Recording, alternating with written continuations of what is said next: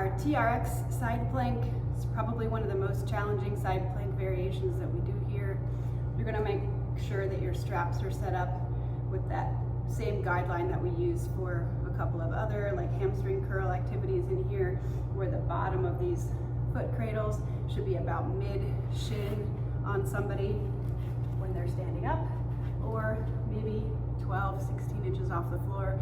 This is definitely one where you can't be too close. If you're only a few inches off the floor, they won't be able to make any range of motion with their side plank. So try to get that mid-calf position. And then you're definitely gonna have to teach them and probably help them how to put their feet in the straps.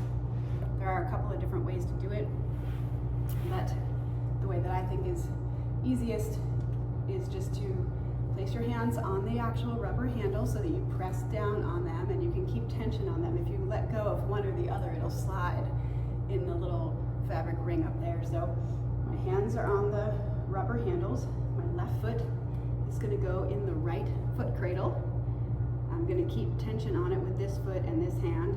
And then my right foot is gonna go in the left foot cradle. And then you wanna make sure that their toes and their heel sort of line up against each other.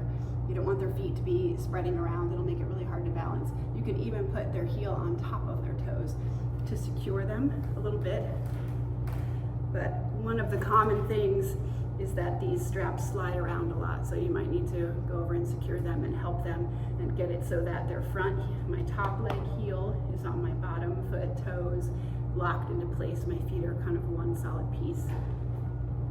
And then you're gonna set up like for every other side plank with your elbow directly under your shoulder. You wanna make sure, especially on this one, that you're not way out here. So I'm gonna push myself away from that pad. I'm gonna lift myself up into the side plank position. And then once I'm settled there, my whole body is parallel to the wall in front of me, nice and open. You can see my chest. If you look at me from the top down, you can see a nice straight line from my hips to my shoulders and down my legs, and I'm pushing away from the floor and holding. And then we can also add the hip tap in there. Once they've mastered the hold for about 45 seconds, 3 sets, you feel like they're solid there, then and only then can they add the hip tap.